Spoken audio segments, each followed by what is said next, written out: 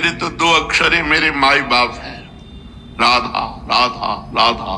गोस्वामी जी कह रहे राम राम राम। मेरे तो माए बाप दो आखर हो, शिशु अरनियरो। जैसे छोटा बालक और कुछ खा के जीवित ही नहीं रह सकता, केवल माँ के स्तनों का दुग्ध पान करके ही जीवित रह सकता है, ऐसे मैं तो बालक हूं। मेरे माई बाप मेरे राम नाम दो अक्षर हैं, बस इन्हीं से मैं जीवित हूं, इन्हीं से मैं पोषित हूं। शंकर साखी।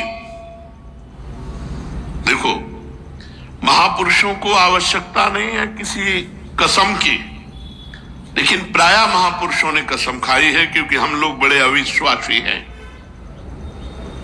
जैसे हरिवंश महाप्रभु ने कहा, रहो को काहू मन ही दिए। जैसे गोस्वामी जी कह रहे, भरोसो जाहि दूसरो सो करो। तुम्हारे मन में आवे तो तुम जिसका मन आवे भरोसा करो। ऐसे हरिवंश गोसाई चंद कृपा करके कह रहे हैं, हमारे प्राणाधार हैं, रहो को काहू मन। कोई कहीं भी मन दो, लेकिन मेरे प्राणनाथ श्री श्यामा शपथ करो तृण छे। कसम खा के कहता हूं, तृण छू के कहता हूं कि मेरे प्राणनाथ श्री श्यामा है, मेरा सर्वस्व श्री श्यामा है। यहां गोस्वामी जी कह रहे, शंकर साखी जो राखी कहो कछु, तो जरि जी गरो। भगवान शंकर को साक्षी करके कहता हूं, यदि कुछ भी छुपा रहा हूं, मैं बिल्कुल हृदय खोल के कह रहा हूं, अगर कुछ भी झूठ बोलूं तो मेरी जबान गल करके गिर जाए। अपनो भलो राम नाम ही ते, तुलसी समुझी परो। हमारा तो एकमात्र नाम से ही यही हमारी समझ में आया है। गोस्वामी जी कह रहे हैं, भगवान शंकर को साक्षी करके कहता हूं, यदि जरा भी झूठ बोलूं तो हमारी जबान गल जाए।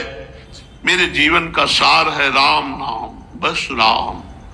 ये दो अक्षर मेरे माई बाप है, मैं बालक हूं, मैं इसी से जीवित हूं।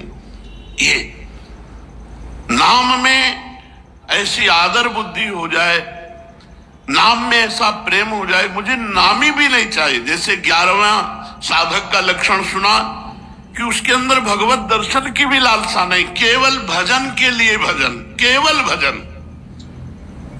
हमें नहीं अधिकार दिखाई देता कि हम आपकी लीला में प्रवेश पावें या आपका साक्षात्कार करें, वो आप जानो।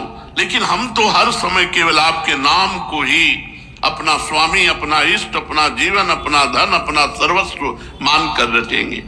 नाम में वैसी ही आदर बुद्धि हो जैसी भक्त की भगवान में होती है, और भगवान से भी ज्यादा, क्योंकि भगवान के हृदय में रहते हुए हमारा कल्याण नहीं हुआ। सबके हृदय क्षत विकारी, सकल जीव जगदीन दुखारी।